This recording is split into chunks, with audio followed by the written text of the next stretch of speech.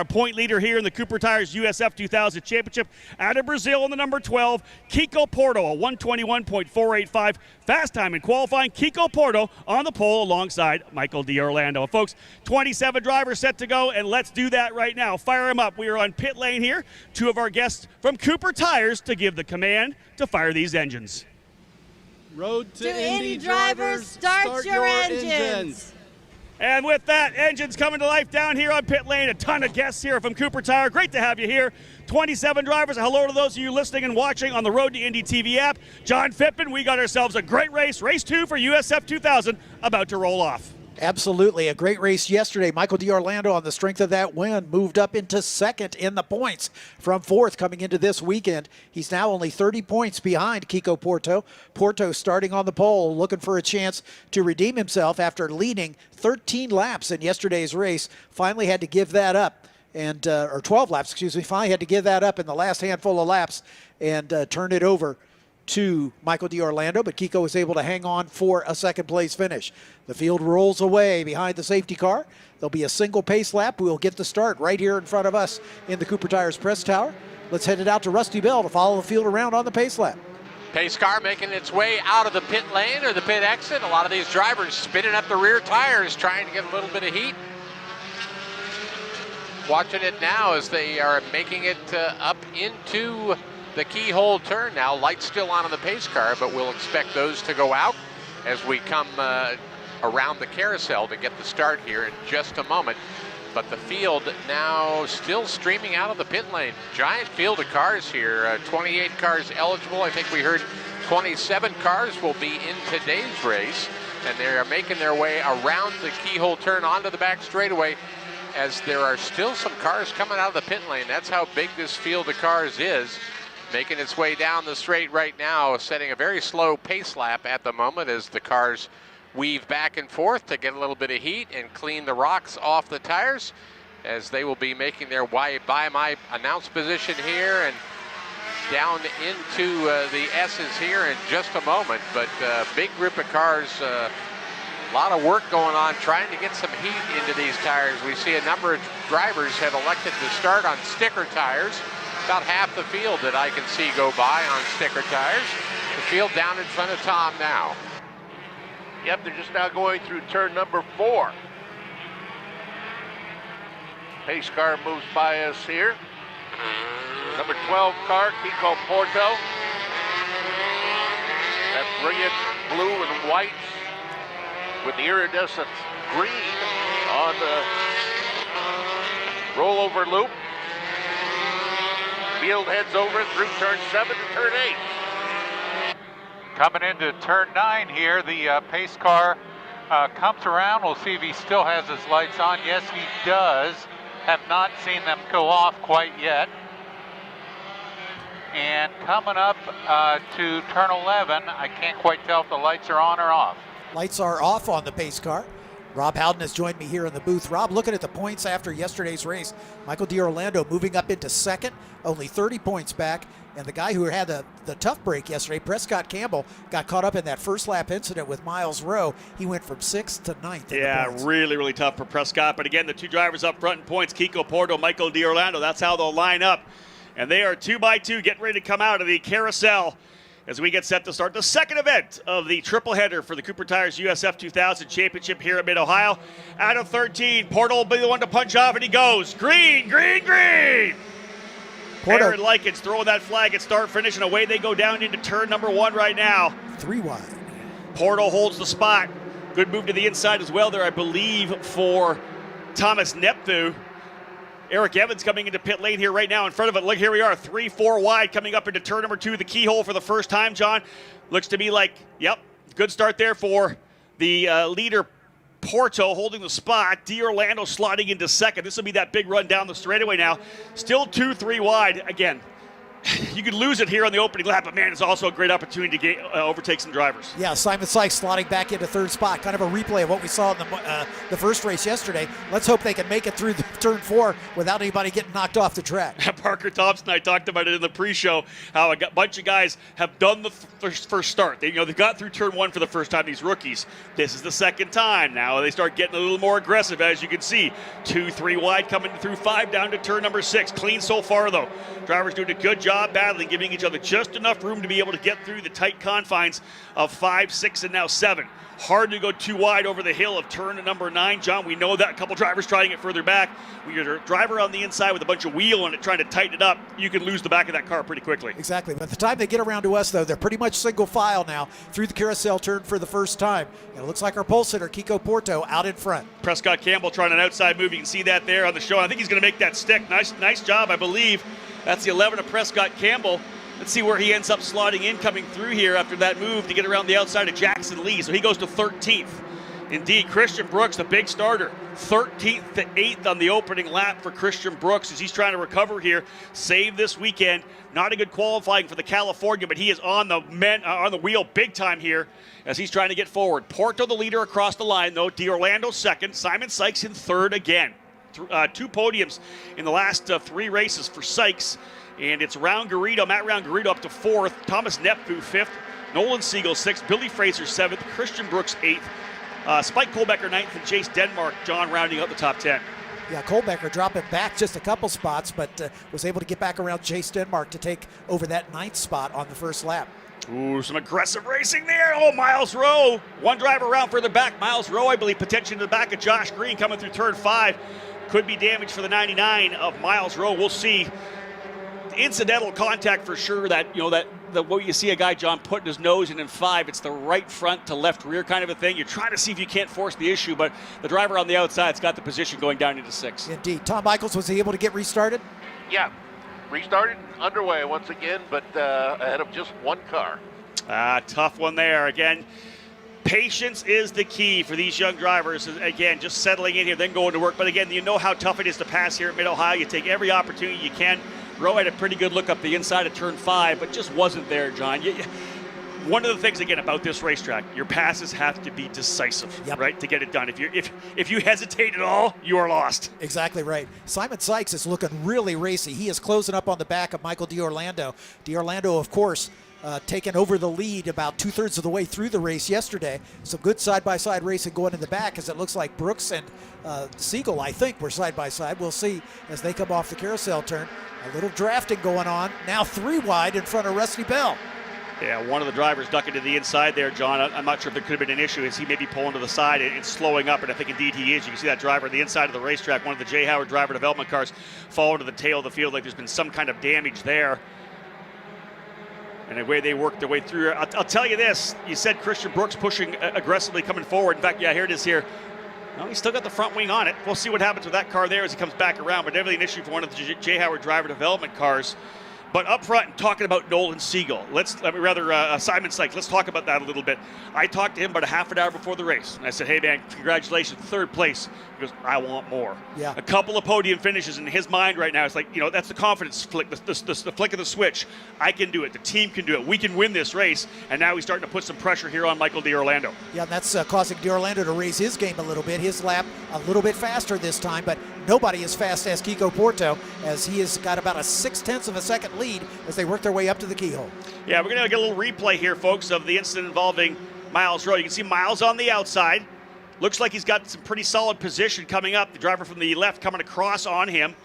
Thinking about going up the inside, and the driver inside not going to give him any room either. And you can see a little bit of sideways action there with one of the, I'm trying to think which, that's one of the Pabst Racing drivers. And, of course, the spin further back for one of the J. Howard driver development cars. I believe that's Peter Vodanovich. So Vodanovich was the driver involved in the incident early, but it looked to me just like Rowe might have been up inside there, but the driver on the outside, the Pabst driver, wasn't giving him any room whatsoever, and indeed, Vodanovich into pit lane. Yeah, Rowe for the 2nd race in a row, having trouble on the very first lap, but able to stay running, get himself back into the contention. as he is now in 14th spot. Still 14th. Yeah, the driver went around, as we said, Peter Vodanovic. Tom Michaels gave us the update on that. Well back, able to continue into pit lane to find out what's wrong there with Vodanovic. Drivers settling in and scrapping it out here now early on. Porto, D'Orlando, Sykes, Round-Garrido, and Nepfu. And we're going to watch the lap times here of Simon Sykes. This is the guy that knows how to win. He's struggled a little bit, doesn't have the funding, John, to be able to put together a full program. He's getting some great support from the good folks at Metalloid, running with Legacy Autosport. They're trying to establish their team. We can do well. We can get on the podium. They've shown that with a couple of podiums with Simon Sykes. But here's a guy that last year at Road America won 2 SCCA National Championship runoff events. Yep. That means this guy can wheel, right? He won Formula Continental, he won Formula F. We know he's got the skills. Absolutely right. And right now he is just biding his time, I think, as we're working race lap 5. We've got 16 to go, 15 and a half basically. And if you look at the lap times of the top 3, they're within a 1/10 of a second of each other. In fact, Round-Garrido, who is running in 4th, that's a great recovery for Matt. He did not have a good day yesterday. He ended up recovering for an 8th place finish, but he's running in the top 5. Nepfu also up into 5th spot. That's right where he finished yesterday, so good run for him. But Matt Round-Garrido looking better here today. I'll tell you, another driver who had a couple of good laps here is Billy Fraser. Remember, Fraser started 6th, fell back to 8th, able to get by both Spike Kohlbecker and Nolan Siegel. We'll give a shout out to the Fraser family down in New Zealand. I believe Mom and Dad watching. I'm told there's a bunch of people watching in Dubai as well. So all you Billy Fraser fans, thank you so much for tuning in. We love your kid. He's awesome. We have a lot of fun with him. He's obviously a great talent. We're going to see him back on the podium and potentially a race win. We hope we get him back here next year as well. Billy Fraser, a very talented young driver from New Zealand, coming out of the Toyota Racing Series and running with Exclusive Autosport. 4th in St. Petersburg earlier this year, and of course a great run yesterday to P4, and getting himself back up here as well. Fraser almost into the top 10 in points as well, currently 11th spot. Yeah, as we look at the battles on the racetrack, Fraser in front of a train of 4 cars, absolutely nose to tail. Fraser, then Nolan Siegel, Spike Kohlbecker, Christian Brooks, all running together. And then just a half a second back to Jay Stenmark in the 10th spot. He's got Josh Green and Josh Pearson all over him. So great racing in the back half of the pack. Meanwhile, Sykes about a half a second behind D'Orlando in that battle for second. Yeah, 0.6 of a second between first and second. A little bit of a gap there for Porto. In fact, D'Orlando's given himself a little bit of a room. Being told, is that maybe another spin? Or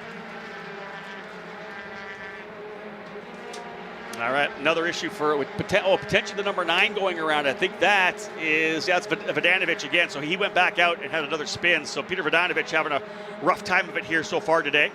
Race Control giving us a little insight on what's happening on the track, away from what we're seeing, of course, on the screen. We'll take the time to say hello to everybody tuning into the Road to Indy TV app or on USF2000.com or roadtoindy.tv. Lots of ways to watch the coverage here. If you download the Road to Indy app on iTunes or Google Play, get a chance to follow all the action of the events here. Kiko Porto, D'Orlando, Sykes, Round-Garrido, Nepfu, and Fraser. I had mentioned earlier, because I was told that Nathan Bird wasn't going to be racing today, but he actually is in the field. I was told maybe he's going straight from here over to Lucas Oil Raceway. I was told he was running a midget tonight. We were told he was only running the Friday and Sunday races. He's actually in the field. I didn't get a chance to introduce him. So Nathan Bird in the number 20 for Legacy Autosport, indeed in the field, up into 24th right now. He's only his first weekend running on the road course for USF 2000. Joined us for the Freedom 75 as well. He must have a helicopter. He's going to take That's a possibility. That's a possibility. But again, yeah, being told that he's going to run a midget tonight at Lucas Oil Raceway. That'll be on track after the SRX event there. Kiko Porto looking to try to get the win. You can see him yesterday. He finished second, John. I was, of course, down in Tatis Victory Lane. He wasn't unhappy, but he wasn't thrilled. Right. Obviously still getting that point lead. He's got 30 points. That was pretty solid, but wasn't. P2 was okay, but wasn't real happy that D'Orlando was where he wanted to be. They'll see what happens today. Maybe he turns it around. Well, it looks like we've got a replay. Here we go all over again, because just as it looked like Porto was going to be able to eke out a bit of a lead and Sykes was going to challenge D'Orlando, D'Orlando has turned up the wick. He's lapping in the 22s. He has left Simon Sykes and is closing up on Kiko Porto. Cue the Jaws theme. I think D'Orlando is going to try to do the same thing he did yesterday. We'll see the lap times. We'll keep watching the split. We'll keep watching those lap times. We'll see what happens. Sykes about a 1/10 of a second off, but still strong there in the 3rd position. He's got 2.5 seconds on Matt Round-Garrido. Christian Brooks now running in the 9th spot as he's trying to find a way by Spike Kohlbecker. We talked about Brooks coming from 13th and bring him up as he is in the top 5 in points, 74 points back. Josh Pearson a little further down the field. Pearson currently in the 12th spot. He started 16th, so we got a couple of spots for young Josh Pearson, just 16 years of age, out of Wilsonville, Oregon. 4th in the points right now. Yuvan Sundaramurthy now back in the 15th position. Multi-time winner this year. Just having a rough go of it over the last couple of races. So Sundaramurthy back in 15th. He's currently 3rd in points, 55 back as they run on the racetrack. And Kiko Porto and Michael D'Orlando 1st and 2nd on the racetrack, John, and it's exactly where they sit in the championship standings as well. Sundaramurthy and Pearson both got leapfrogged by D'Orlando on the strength of that win yesterday, as he went from 4th to 2nd in the points. So Sundaramurthy back into 3rd, Pearson in 4th, Christian Brooks in 5th, looking for some good points to see if he can make up some ground on the drivers in front of him. Then a bit of a gap back to this great battle. Kohlbecker, Green, Nepvo, and Campbell, all within just a handful of points of each other, even Jay Stenmark in there. So all the way from 6th all the way down to 10th in points. Anybody's ball game, just depends on who has a better race day. Drivers coming out of turn number 13 to complete the lap number 8, working lap number 9 now on track. Porto's lead just a half a second. You can see the gap there, and a little further back to Simon Sykes. Simon's got the cushion over to about 2.5 seconds back to Matt Round-Garrido, who's leading that next group. Thomas Nepfu, winner from Road America, back by about 4 or 5 car lengths. You see that there. There's Round-Garrido, Nepfu, then Fraser, Billy Fraser in the 6th position. Siegel 7th, Kohlbecker 8th, Brooks 9th, and Denmark 10th. I'll tell you, a strong rookie crop in this year, John. 28 drivers we've said in the field, a strong rookie group, and they're just starting to get better and better, right? Thomas Nepfu kind of leading the way with that group here today. Kohlbecker there in the 8th spot as well. Denmark right there. And again, some of the other rookies we've seen, Evan Stammer's been having a pretty good run as well. I think Evan's a kid that came in this year with 0 Formula car experience. The part of the Ignite karting program, the top superstar stud in the Ignite karting, wins all over the country in Ignite karting, which is a Margay program, an American-made spec chassis program that is just sweeping the karting world. But then a benefactor came in for there and said, hey, listen, we want to make sure these karting kids get a chance. So he came in, put the program together, the Ignite Autosport program together, Spike Kohlbecker and Evan Stammer. Evan literally went from racing go-karts, did the Lucas Oil School, did a couple of the races, Winter Series races, and then right into a USF 2000. And his graduation, his growth over the first half of the year has been stellar. Here he is running 16th position, normally just outside the top 20, 16th right now, and he was battling with some guys like Sundaramurthy for a while there who are in their 3rd year. Absolutely right. It's so great to see these kids coming right out of karting into open wheel for the first time. I see a lot of that in the F4 Championship. You do, yeah. And it's really great to see these kids and just watch their maturity. Driver off in turn number 1, Tom Michaels. You see it? That's car number 7. So Chase Highland. And Tom, did you get a chance to see what happened out there? We barely saw it on TV. He just went wide over the curb at turn 1, lost the rear end and spun it in the grass, trying to get back underway. Thank you so much. Not the first time someone's done that. It won't be the last either. Parker Thompson, I talked about it in the pre-show. It is a high commitment corner, turn number 1. You're leveraging all the downforce you have in the race car, and all it takes is a little wiggle, or you don't quite get the turn in right, and the outside of that corner comes up pretty quickly. Exactly. you sort of like, oh no. Oh, yeah. You sort of see that one coming, basically. It comes quickly, but the oh no is kind of slower. It's a tough corner for sure. There's a good fight here. That's the scrap right now behind Billy Fraser. That's Nolan Siegel. That's the same fight yesterday for 4th. Yep. Now they're fighting for, I believe, 6th. Yeah, 6th and 7th. But it was Siegel who was all over the gearbox of Billy Fraser throughout the race yesterday, running for 4th position. Right now for 6th, and right behind them, Spike Kohlbecker and Christian Brooks. Kiko Porto maintaining the advantage. It's about a half a second right now as we look at the lap times. He was just a bit quicker than Michael D'Orlando on that last lap. Simon Sykes just another 0.3 slower, so he's fallen back about a second and a half behind D'Orlando. So once again, it's kind of turning into a 2-horse race at the front. We're into the second half of this race, 10 laps to go as we are working race lap number 11 right now. Yeah, and just watching this train right now, Matt Round-Garrido's been able to build almost 0.8 of a second on Thomas Nepfu. He's got a half a second. And then it's like 0.3 between everybody. It's Nepfu, Fraser, Siegel, Kohlbecker, Brooks, Denmark, Green, Pearson, Campbell, Sundaramurthy, and then Miles Rowe. They're all right there, then a second and a half back to Evan Stammer. It's just a huge train right now. Yeah, everything from 15th all the way up into fifth spot, basically 10 cars, all running nose to tail. And you know what? We're now into the second half of the race. Tire management is beginning to be a problem because these drivers have to, have enough tire to get them into the third race, which is going on tomorrow. So, are these guys going to run out of rubber at the end of this thing and start falling back? Well, and just the 3 sets, John, we've talked about, right? Yeah. Indeed, what have they saved for? Are they saving a good set for tomorrow? Is this a set they qualified to put 20 laps on already? When we get to the end of this 20, what kind of fall off? Not so much even just losing the pace, but when you start losing grip, you can make mistakes, right? Yep. When you don't have that grip to save you, to correct an error you may have made, we could sometimes see issues. That's the big gap there between third back to fourth. Matt Round-Garrido, who's leading the exclusive Autosport crew here. They currently run in 4th, 6th, and 9th. But there's the gap to Simon Sykes. He really wanted a challenge for the race win, but now 1.7 back. Number 8 of Jackson Lee into pit lane here as well. So here's what Jackson's done, folks. He has come in and put on sticker tires. So here's the setup. We had one qualifying session. For those of you around the track and watching, of course, at home, one qualifying session, but 3 races. So the qualifying session set the grid for race number 1. For race 2, your second fastest lap, or your fastest lap in race 1. So we didn't see anything in race 1. For race 3, it's your second fastest lap or your fastest lap in race 2. So essentially what he's going to do right now, Jackson Lee's putting on fresh rubber. He's going to go out and try to smoke a lap down faster than his qualifying time to potentially work his way up the grid. He's going to leverage the tires. He's going to put 8 laps on the tires, 9 laps on the tires, but he needs to start up front. He does not want to be back where he was in 15th. He'd like to see himself in the top 10. Exactly right. So he's basically sacrificing a good chance Yep. to get a good finish in this race in the hopes that he'll have a better starting position for race 3. Indeed. Yeah, it's good strategy. So again, working lap number 13 now, 12 down, 8 to go. At the lead, only a half a second for Kiko Porto. But these 2 drivers have been the class of the weekend, John. They're first and second in the points. Kiko Porto and Michael D'Orlando, both race winners last year, and both right now ready to challenge for a championship as we're getting into our stretch run.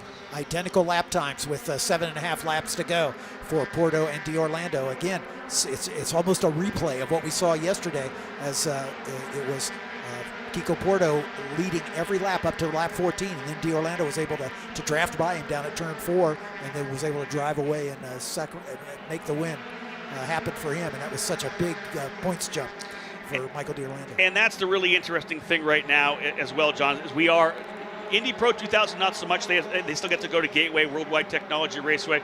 Indy Lights has got to go to the West Coast swing still. They're doing Portland, they're doing Laguna Seca, but really for USF 2000, the race tomorrow, and then just 5 more races. The triple header at New Jersey and the double header when we get back here in the first week of October. So really 6 races left in this championship, and things are starting to tighten up now. Now you start wondering who really is still in a mathematical chance. Who would have to go to New Jersey and sweep the weekend to get themselves back into the fight. Porto and D'Orlando put themselves in a great spot. Let's be real. Kiko Porto, 32 points up right now. And if he wins here, we said it'll be 32 points. That's big because that's almost a full day's worth of points. Porto looking to try to win the championship for D-Force Racing, the Brazilian in the number 12. Be guaranteed that his good buddy Eduardo Barrichello will be cheering him on. He raced with us last year. Eduardo heading over to Europe this year. We'd love to have him back on the road to Indy next year and a couple years from now. But otherwise, his good friend Kiko Porto now leading the way, the Brazilian for D-Force Racing. Still trying to hold off D'Orlando. And here's the thing, John. You said it's a carbon copy. We're replaying yesterday. But what did Kiko Porto learn that he could use to hold off D'Orlando this time? Exactly right. Yeah, exactly right. Obviously, maybe his tires didn't last quite as long yesterday, and D'Orlando had a little more rubber on it under him as the 9 car back in.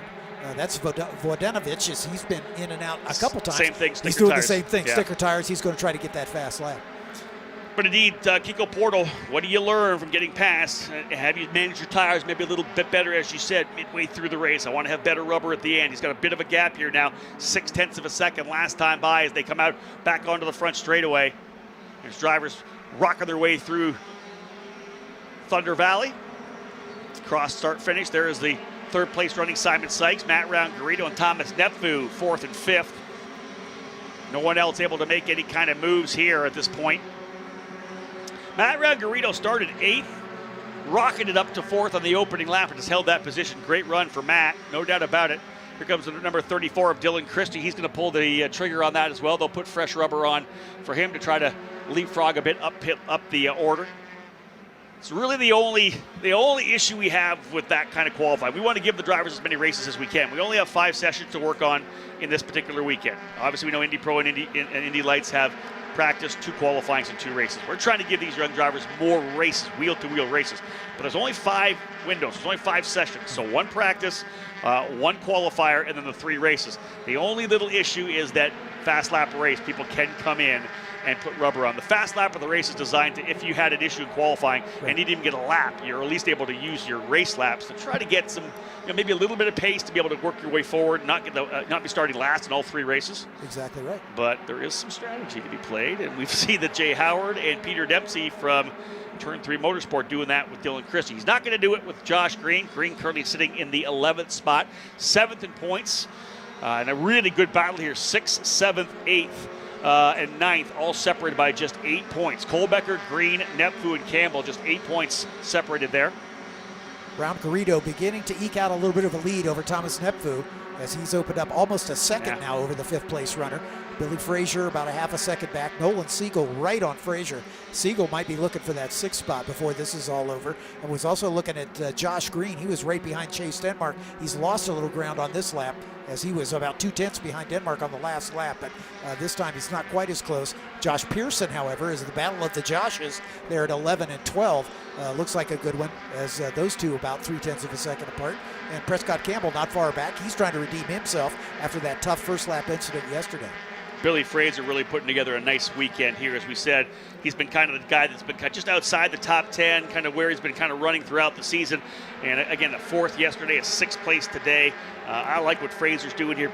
It's nice for a young driver like that who's maybe had some issues, got down on himself a little bit, to be able to put together a really strong weekend and remember why he's here, right? Yes, exactly. You have the ability to do this. He was the New Zealand Formula 4 champion as well before coming here to the U.S. And, of course, think about it, too. Young guy coming over from New Zealand, family's back home. Essentially, his team here, Exclusive Autosport, is the family when you're away. And Billy, I think this weekend, if he's able to put together 3 really good races, that's going to spell some really solid positivity for him looking forward to New Jersey. Exactly right. Success breeds confidence. It does. That's the kind of thing that these drivers are all looking for. As we look at the lap times, D'Orlando a 10th quicker that lap. He's got it down to about 0.3 of a second. And we're right at the same time this happened yesterday. So Kiko Porto's got to hold on for another 3.5 laps to maintain his pole position and make it a flag-to-flag win for him. Yeah, never say die for D'Orlando, still pushing hard, trying to get himself up there. Christian Brooks having a handle here with Chase Denmark as well. That's a little further back. That's for 9th and 10th. But, yeah, laps winding down. 16 in the books, 4 laps remaining. And we're checking out the battle we're going to have here for the lead. You can see how close it was coming up through turn 5 as he is essentially right on the gearbox. Michael D'Orlando looking to go back-to-back, having won earlier this year at Lucas Oil Raceway, but the victory yesterday bringing him to within 33 points of Kiko Porto. Porto trying to return the favor and steal that win that he was robbed of yesterday when D'Orlando made that amazing move around the outside at turn number 4, was able to get it to stick. And here are your leaders now. They'll work their way down into the carousel. That's Kiko Porto in the white and blue D-Force machine, working the curbing, coming through turn number 12 and 13. He's going to get up on the wheel right now, lead back to 0.4 of a second. D'Orlando trying to line him up. 3 laps to go for Kiko Porto. D'Orlando 0.4 of a second back, then it's about 3.5 seconds back to Simon Sykes. He's had kind of a lonely third since the early stages of this race. Same thing for Matt Round-Garrido as he's pulled away from Thomas Nepfu. He's got no challenge on from the front or the back right now. And again, just like yesterday, the primary fight is for Porto and D'Orlando and Fraser and Siegel. Essentially the 2 scraps we watched yesterday. It was 1st and 2nd and 4th and 5th yesterday. 1st and 2nd, 6th and 7th today. Fraser 6th, Siegel in 7th. And Kohlbecker not far behind. Brooks right behind him. Denmark right behind him. So that's a kind of a 4-way battle right now. But again, it's kind of tough when the cars are so evenly matched. The drivers' skill levels so evenly matched. It's tough to find that decisive moment when they can make a pass here. And that's it. We try to teach patience, and you got to be smart, especially coming into the final couple of laps of any race. You're really going to work. This is when all the studying you've done on the driver in front of you, as you kind of bided your time, you were being patient, you were finding out where you may have been faster. Does he make any mistakes somewhere that I can capitalize on? You've gone to school on your competition. This is when you now need to plan it for 3 laps to go. You got to set yourself up. But I'll tell you, that's not happening right now. But actually, this is the battle here. Fantastic fight. That's Billy Fraser. That's the scrap there for 6th and 7th position. Fraser trying to hold off Nolan Siegel as they come onto the front straightaway. What I was going to say was the fact that Kiko Porto is trying to take this into his own hands, right? He doesn't want to let D'Orlando get close at all. He's been inching away slowly, about 1/10 of a second over the last couple of laps.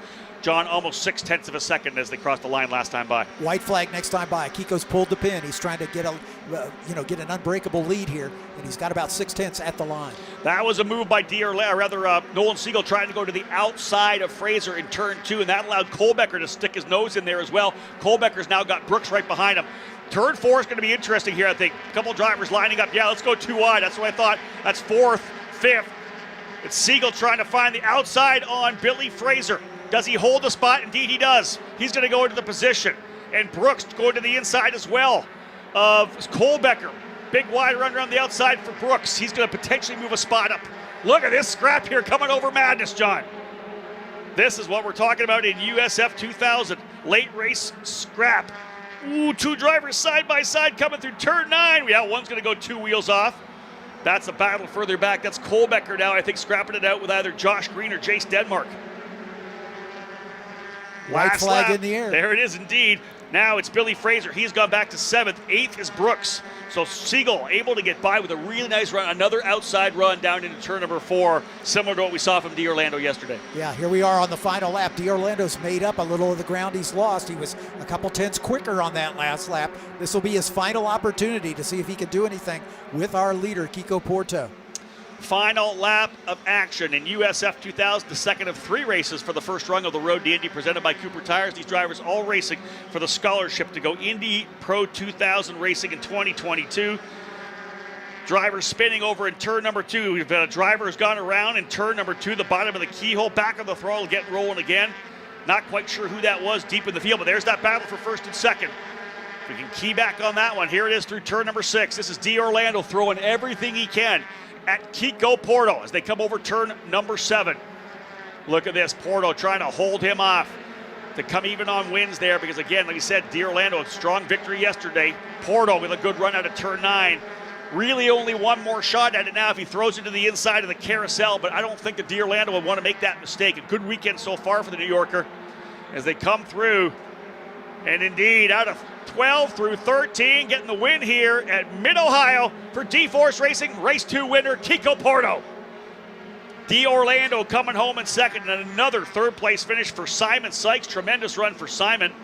Matt Round-Garrido is 4th. Thomas Nepvu 5th. Nolan Siegel, race-long, relentless pressure on Fraser, capitalizes on the penultimate lap as he's able to get by Fraser. Brooks able to take advantage as well. He moves by Denmark to go to 8th. And as I said, Jace Denmark at 9th and Josh Green 10th. And a driver off here, that's Kent Vaccaro, who has gone off the racetrack in the number 16 machine. Vaccaro back up onto the asphalt. Looks like he'll still hang on to 21st position. Indeed, trying to figure out which driver that might have been that spun in turn number 2. Kind of hard to pick that up at this point here, but nonetheless, kind of train racing for a lot of it. Drivers just not able to make anything happen. Well, then Nolan Siegel decided, hey, you know what? I'm ready to go. And I'm going to make the move around the outside. A great move for Nolan Siegel. And you go around the outside of 4. You got the inside of 5. And shout out to Billy Fraser for giving him the room as well. There's no need to battle it too much and lose the spot. But he was able to get a good run out of 5 to even hold off his teammate Brooks, who had made the move by Brooks and Kohlbecker were side by side, and Brooks got the better of that. Kohlbecker dropped back to 11th after that was all over. And that happens, right, when you get hung out to dry like that. Oh, yeah, exactly. You get freight trained, especially as running as close together as that field was. So again, folks, wrapping things up, let's give you the top 10 rundown here in the drivers of the Cooper Tires USF 2000 GP of Mid-Ohio, race number 2. Race 3, of course, going tomorrow at 8:05 in the morning. We'll have all 3 of the series for you tomorrow morning. Kiko Porto with the win. D'Orlando 2nd, Sykes 3rd, Round-Garrido 4th, and Thomas Nepvu 5th. John, I'll head down to Tatis Victory Lane. I'll let you give the order when they bring up. I know they'll show the entire running order for those watching it at home. I'll let you handle that, but it's time to go pass out some hardware. Sounds like a plan. Thanks, Rob. Rob's on his way down to Victory Circle, as we've got 2 more sessions to go today. The NTT IndyCar's out. next up for their final race, or their final practice, should we say, prior to tomorrow's Honda Indy 200. They'll have 30 minutes to work out the final kinks, and then we'll round out the day with the Indy Lights race number 1 as Kiko Porto brings the number 12 into victory circle. As he climbs out, he'll celebrate for the cameras. Michael D'Orlando, yesterday's winner. Simon Sykes coming home third. Sykes just missing out on the podium yesterday as he finished on the podium yesterday. Billy Frazier finishing in fourth. So here's your unofficial results. Kiko Porto, the winner in a flag-to-flag victory from the pole. Michael D'Orlando put the pressure on at the end, but not able to make the pass. Simon Sykes comes home slightly further back in third, and then a big gap back to Matt Round-Garrido, who led the rest of the parade around. That's a good improvement for Matt. He finished 8th yesterday. Thomas Nepvo on a little bit of a scrum at the final lap, able to get through into 5th position. Nolan Siegel, Billy Frazier, Christian Brooks, Jay Stenmark, and Josh Green rounding out the top 10. As you see these live pictures from down in Victory Circle, Spike Kohlbecker came home in the 11th spot in the 5 car. Josh Pearson home in 12th. Prescott Campbell, a big improvement over yesterday when he went out on the first lap, finishes 13th. Yuvan Sundaramurthy, who came into this weekend second in the points, not getting the kind of results he would need. Evan Stamer in the 15th position. Miles Rowe, again, a big improvement over yesterday, comes home 16th. Trey Burke, Eli Navarro, Christian Weir, and Michael Myers are your top 20 in race number 2. And finally, Eric Evans comes home in the 21st position. Ken Figaro, a late spin, brought him home in 22nd. Nathan Bird headed off to race a sprint car tonight. Chase Highland having an up-and-down weekend. Dylan Christie, Jackson Lee, Bijoy Garg, really not the finish he would look for, back in 27th. And Peter Bojdanovich, a problem on the first lap, put him at the back of the field in 28th position.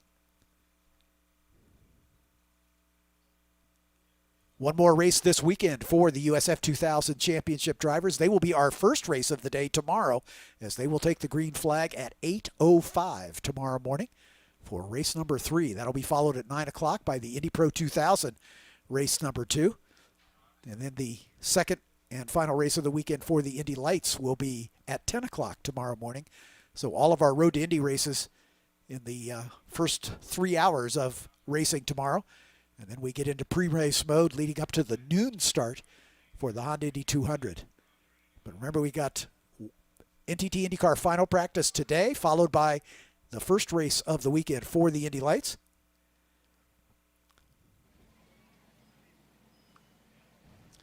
Well, John, I'll pick it up down here in Tatus Victory Lane. We are set to go, and I have all 3 drivers here who are able to work their way to the front in the second race for USF 2000. Again, as John said, we are back at it again tomorrow morning, 8:05 for the final round of this triple header at Mid-Ohio. But let's take the time now to celebrate the drivers here who are able to get themselves onto the podium. 3 podiums in the last 4 events, ladies and gentlemen. Coming home today, 3rd spot for Legacy Autosport, Simon Sykes.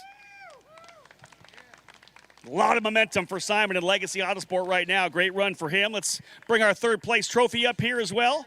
Great to have a ton of guests from Cooper Tires joining us here this weekend at Mid-Ohio, and a number of them helping us out, doing some hardware. Pass that off to Simon and jump up there on that step with him and get a picture. Simon Sykes, we just said, he and Legacy Autosport, man, they are proving some stuff here the last couple of days. 2nd place and the run at Road America. And of course, a couple of podiums here, 3rd. He'll be looking to go higher on the box tomorrow. Finishing in 2nd spot now. He won yesterday. 2nd place today. They are 1st and 2nd in points. Finishing in 2nd for Cape Motorsports, Michael D'Orlando. Good run for D'Orlando. We'll bring that 2nd place trophy up here as well. And again, the championship up front. These drivers trying to pull away a little bit here. Mid-Ohio, always kind of that transition race where things happen. One more spot on the podium. We'll have a quick interview when he comes up here as well, folks. What a tremendous drive. Yesterday, 2nd, but able to turn it around today. He did not get past while leading, starting from pole. The winner from Brazil for D-Force Racing, Kiko Porto. Stay down here and talk to me first, Kiko. Well, congratulations. Bigger smile today than there was yesterday. Obviously, Michael was able to get around you. You were not letting that happen today. What a difficult race today. Michael was super fast during all the race. The track changed a lot during the race, so we start with the car super loose and then start to get difficult. And Michael never let me go, so this is super difficult. But I'm very happy first victory in the series in Mid-Ohio. I love this track, but for sure it's the most difficult track on the calendar.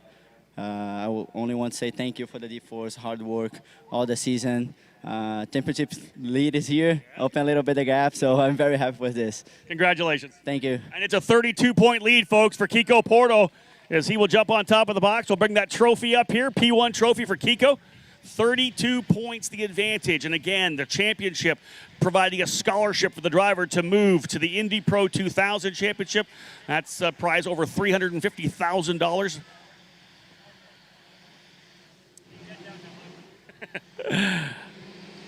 And again, we're not done. We got lots of races still to go. One more tomorrow, a triple header at New Jersey in August. And then we're back here at Mid-Ohio the first weekend of October. It's going to be much different weather. It's going to be tough on these drivers. It's going to be a lot of fun for sure. We'll see who wins the championship. And again, take the opportunity to bring some of our guests from Cooper Tires up onto the podium here. We got some tremendous drivers. I'll tell you, though, this 28 in total in USF 2000. That's the biggest field we've had in a number of years. And just so many great young drivers part of the program. And we're going to see those drivers move to Indy Pro 2000 in a couple of years. Wait for that field to keep getting bigger. There's a number of drivers set to advance to Indy Pro in 2022. And then, of course, trying to get to Indy Lights as well. Looking for a big Indy Lights field next year as well. A couple of new teams potentially coming in to be part of the action. Teams expanding like P-Sarah Racing, looking to add a second car to their stable alongside Antonio Saravalli. So a lot of momentum right now here, folks, for this program. And we will wrap things up here for USF 2000 race number 2, the post-race celebrations here in Tatis Victory Lane. Trophies are going down, champagne's coming up, sparkling cider to be real, and they're going to go to work. They don't want to get those suits dirty. One more race tomorrow, but they'll have a little sip in victory. One more time, ladies and gentlemen, a round of applause for my podium. Kiko Porto with the win. Michael D'Orlando second, and Simon Sykes in third.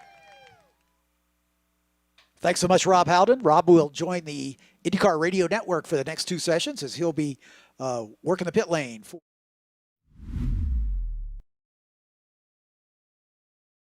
Thompson, your host, and we are here with Race 2 USF 2000 winner, Kiko Porto. Kiko, you're a regular on the post show now. You've won a couple races this year. I know that wasn't super easy. You had Michael D'Orlando there the entire time. You know that Michael's second in points now, so it's important to beat him. You know, it's not just a win on a line, it's that championship big picture thinking. How did that race go for you? Definitely one of the more difficult race of my life. You know, Mid-Ohio is always super hard. You're maintaining the pace. The track changed a lot during the race, so we started first 3 laps doing 124 and finished doing 122. So yeah, how adapt is really difficult during the race. I think my car get a long time to get better. I think maybe tire pressure, something like this. And Michael all the time with a good pace behind me. What did you say? He is second in points, so I need to stay there behind, and really difficult race. But I think we made some changes compared to yesterday for today in the car, and start to get better. The rubber of the Indy car, the grips comes faster. Yeah. So I feel like a more constant car, but Mid-Ohio is never easy. So No. I'm very happy with this victory. Open a little bit the gap on championship points. So that's the most important thing. I'm drive for the championship, and open a little bit gap is always really good. And I only want to say thank you for the D4s, for the hard work, and that's it. Humble as always, Kiko Porto. You touched on a few really important things. I don't know if you knew this. One of the fan favorites went out actually right before the USF 2000 race, the Stadium Super Trucks. And to go fast in a Stadium Super Truck, they end up usually putting 2 wheels in the grass in every single corner. So you mentioned that the race started at the 1 minute 24 seconds. By the end of the race, you were doing 1 minute 22s. USF 2000s essentially had to sweep off the track, get it clean again. So that adds a whole other element, right? I mean, when you start doing mid-124s and you finish the race doing 122s, your car is changing all the time. You have to adapt a lot. And then on top of that, USF 2000s haven't run since Indy cars practiced and qualified. They did their race 1, yesterday. They did their qualifying yesterday. They go back out to a track they haven't seen. Not only does it have dirt all over it with Stadium Super Trucks, but it's also got the IndyCar rubber from qualifying. Pretty cool of you to adapt. Where do you rank that on your win list? You've won a few races now. Some of them you made look easy. That one, from the outside, looked pretty easy. Where does it rank on your list? Most difficult races in my life, like definitely. Yeah. Wow. Because I saw in the formation lap a lot of grass on the track. And I need to change the line before the start. Yep. So always when you change the light, you have like some different things to do. And definitely with a car very fast behind us, it's not a quite simple thing to do. But definitely one of the most difficult races because the car changed a lot. This track normally changes a lot too. Yes. So how adapt this, and like I can't did a mistake because it's not Michael can pass me. So this is why it's so difficult. Okay. So this weekend, Beto Montero, am I saying the last name correctly? Yeah. Beto Montero, he's a coach at D-Force Racing, coach for Kiko Porto. He's been racing himself this year. He's a race car driver. He coaches you, but he also races back home in Brazil. He hasn't come to all the races. You've had Matthias Least at some of the races and Beto at others. How has that been? Most drivers usually have just one coach for every race. This year you've kind of had to juggle between Matthias, juggle between Beto. How does their two coaching styles change throughout your racing? Yeah, it's not normal. You have two coaches during the year, but this year Beto's racing on the trucks and in the stock cars in Brazil, so it's two categories. So. And I want to stop you right there. When he says on the trucks, it's trucks. It's an American semi-truck, essentially. That's back home in Brazil. It's very popular. They have stock truck racing, which is you literally race a tractor truck without the trailer on it, and it's very popular. More than 1,000 horsepower. Yeah. So trucks is the most crazy thing in the world. Definitely. And yeah, and this year, because of this, Beto comes for a lot of race. We talked with Mateus. We know Mateus know a lot this track. Yes. He did some years in the Indy car, in Indy Lights too. So he helps a lot us. So Mateus have a similar style to talk with Beto. So in all the times, they both are talking. So like Beto in Brazil, when he's on the racing, after the practice he pick the cell phone, talk with me, talk with Mateus, and is always a group. So this for sure helps a lot me this year. Oh, that's pretty interesting. I would say to have a coach after the Stadium Super Trucks go out on track, he's probably used to racing in the dirt himself a little bit with those trucks. So that's a pretty good coach to have. And Matthias Least, former IndyCar driver, raced in Indy Lights many years. Those are two really good coaches to have. One question I have, you both you speak Portuguese, obviously, fluently from Brazil. Beto's Brazilian. Matthias is Brazilian. Do you speak Portuguese on the radio? I know technically on the Road to Indy, you can only speak English on the radio. It's actually in the rule book for the teams that are multinational. You're not allowed to speak in another language besides English. Do you get away with it at all? No, this is a new rules for me. Okay, new rules for you. So you're speaking Portuguese on the radio. Yeah. Well, I won't alert Johnny Unser, the race director. Yeah, but like normally, I'm not talk a lot with Beto. It's more with the engineering. Beto sometimes only said a little bit of timing, timing of the pace and the guys, but timing. And sometimes he's speaking English to the and understand too. Okay. So for sure in the practice he talked more in Portuguese because it's more easily to understand and more fast. For sure. And not only that, you're confusing everybody else. So that's nobody's listening to your radio. Well, Kiko, it's always fantastic to catch up with you. Congratulations on another dominant drive. You'll be racing again tomorrow for race 3. But race fans, don't go away anywhere. We've got Indy Lights Race 1 action coming up at 4:30 p.m. Eastern. If you're an American viewer, you can head over to Peacock TV to catch that. If you're international, you can stay right here with me on Road to Indy TV Live. And if you're a Canadian viewer, you can head on over to Rev TV. Thank you very much, and we'll see you soon at 4:30 p.m. Eastern.